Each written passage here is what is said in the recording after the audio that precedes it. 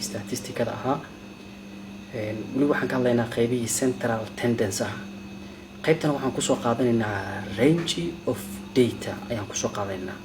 The range of a list of numbers is just the difference between the largest and smallest value.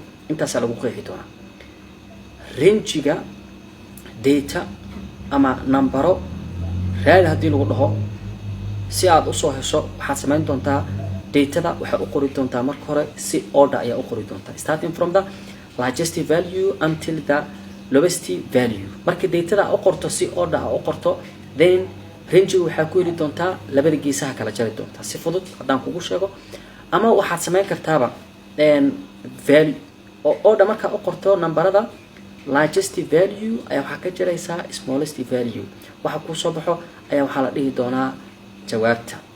okay laba example aan soo qaadanina mid koro mid fudud midka kalena waa mid wada kulminayo waxyaabo badan wada kulmin doono qaybaha soo noqon doono central tendency hadaba bal ila fiiriya. example kan koowaad find the range for the following data.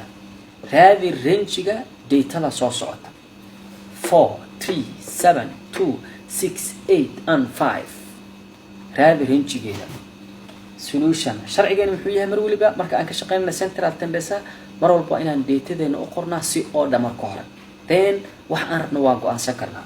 hadii si oo dhan loo qoro numberka ugu yar waa 2 waxa ku xigo 3 4 5 6 7 8 range si aad u hesho find the difference between the largest value and smallest value.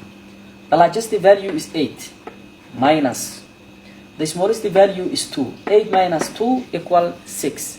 6 is the range of the data. For example, example can kala balena fiiri. Find the sample mean. Sample mean 2 median 3 mode 4 range for the following list of values. afarta shay raadi list of data na waa lagu siiyay. datada waa 13 18 13 14 13 16 14 21 and 13. sharciga muxuu yahay mar walba central tendency laga shaqeynaa datada in loo qoro si order u qor macnaheedu waa ka bilaab smallest value until the highest value waa u qornay. hadii si order loo qoro 13 waxay soo noqonaysaa 4 times 14 2 times there is 116 118 and 121. then find the sample mean. sample mean ka qaacidadiisu waxay ahayd sum of observed values divided by the sample size. waxaa la isku dardaraa dhammaan all these values ka isku dardar 13 13 13 14 14 16 18 21 total is 135. how many numbers are here? 1 2 3 4 5 6 7 8 9 divided by 9. 9 kasi waa sample size ka. 135 over 9 equals to 15. 15 is the sample mean. 2 find the median. median is the middle value. parol maxaa la median ku waa middle value. middle value ga median marka laga hadlayna wuxuu numberada waxaa loo fiirinaa if there is an odd number of observation the median is the middle value. if there is an even number of observation the median is the average of the two middle values. casharkii hore ayaa ku soo dhigay datada aad haysato numberada ay ka kooban tahay tiri waa 9 numbers waa kulli hadii la tiriyo 9 even number miya ama soo odd number waa odd number maadaama ay kisi tahay numberada hadii ay kisi noqdaan medianka waxaa noqonayo the middle value. middle value ga wuxuu noqday hadda 14.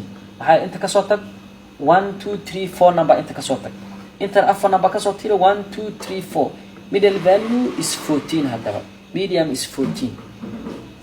number 3 find the mode.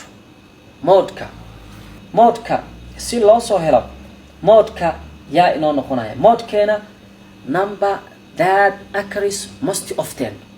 modka waa numberka inta badan hadaba soo noqnoqoshada badan. numberka ugu soo noqnoqoshada badan meesha hadda waa 13. 14 2 times ay soo noqotay laakiin 13 waxay soo noqotay 4 times. mode is 13 ayaan dhahaynaa. range the difference between the largest value and smallest value.